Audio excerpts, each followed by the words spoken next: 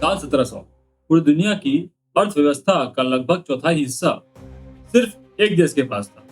वो था भारत। कपड़ा, मसाले, इस्पात, हर सामान में मेड इन इंडिया की चमक थी। लेकिन आज भारत का हिस्सा 3% से भी कम है। आखिर ऐसा क्या हुआ? सोने की चिड़िया कहलाने वाला देश सदियों तक गरीबी और गुलामी का प्रतीक बन गया।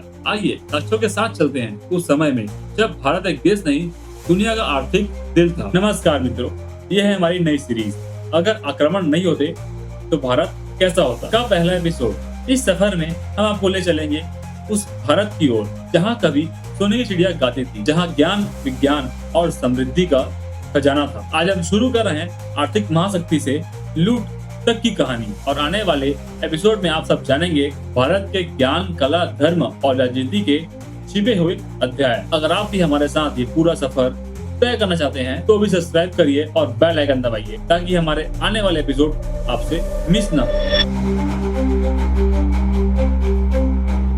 सिंधु घाटी के लोथल जैसे बंदरगाहों से लेकर दक्षिण भारत के मुजरिस तक समुद्री जहाजों की कतार लगी रहती थी। रोमन यात्री ट्रिपल्स ऑफ इथेरियन सी लिखता है कि रोम का सोना भारत की ओर बह रहा है। भारत से आने वाले कपड़े, रेशम, मसाले की बराबरी कोई नहीं कर सकता। मौर्य और गुप्ता काल में सोने की भरमार थी। टकसालों से चांदी, तांबे निरंतर सिक्के में ढलते थे। दुनिया का सबसे महान कपड़ा ढाका का मलमल इतना हल्का कि पूरा एक जमा मुट्ठी में समा जाए। दक्षिण भारत का वुड्स स्टील यूरोप और अरब में तलवार बनाने के लिए सबसे कीमती धातु था। यही था भारत का असली चेहरा, ज्ञान, कला और धन का संगम। पहली चोट गजनी और गौरी। 11वीं सदी उत्तर पश्चिम में घोड़सवारों की ताप सुनाई देती है। महमूद गजनी सिर्फ सोने चांदी के लिए भारत पर 17 बार चढ़ाई करता है। उसके इतिहासकार अल उतबी ने तारीख ए यामनी में लिखा कि सोमनाथ का खजाना देखकर उसकी आंखें चौंधिया गई।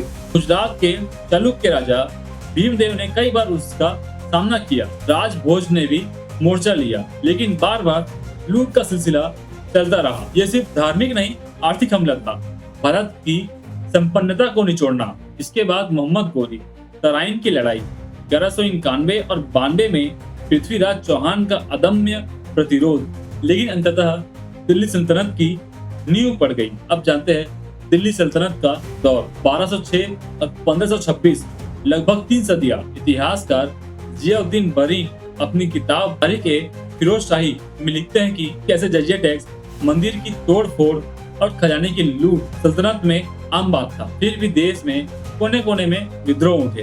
राजपूतों की टुकड़ियां, दक्षिण में यादव और काकतीय वंश, और सबसे बड़ा गढ़ विजयनगर साम्राज्य जो कला और व्यापार की नई राजधानी बन गया। अब मुगल और भारत की जीडीपी 1526। बाबर ने पानीपत की लड़ाई में इब्राहिम लोधी को हराया। मुगल आए तो आर्थिक ढांचा स्थिर हुआ, व्यापार बढ़ा, पर राजस्व वसूली अत्यधिक थी। अकबर का जब्त सिस्टम और औरंगजेब का भारी कर। फिर भी अंगूस मेडिसन के शोध के अनुसार 1700 तक भारत विश्व जीडीपी में नंबर 1। इसी दौर में छत्रपति शिवाजी महाराज और मराठाओं ने हिंदवी स्वराज का सपना देखा। किले, नौसेना और गोरिल्ला युद्ध से मुगलों को चुनौती दी। यूरोप की चाल पुर्तगाल से ब्रिटिश तक। 1498 में वास्को डी गामा कालीकट पहुंचा, मसाले का व्यापार देखने आया, पर पीछे छोड़ गया यूरोप की लालसा। पहले पुर्तगाली, फिर डच, फ्रांसीसी और अंत में अंग्रेज। 1757 प्लासी का युद्ध, रॉबर्ट क्लाइव और मीर जाफर की साजिश से बंगाल का खजाना ब्रिटिश ईस्ट इंडिया कंपनी के हाथों आ गया। दादा भाई नौरोजी की रेन ऑफ वेल्थ थ्योरी बताती है कि कैसे भारत की करोड़ों पाउंड संपत्ति हर साल ब्रिटिश बेची जाती थी।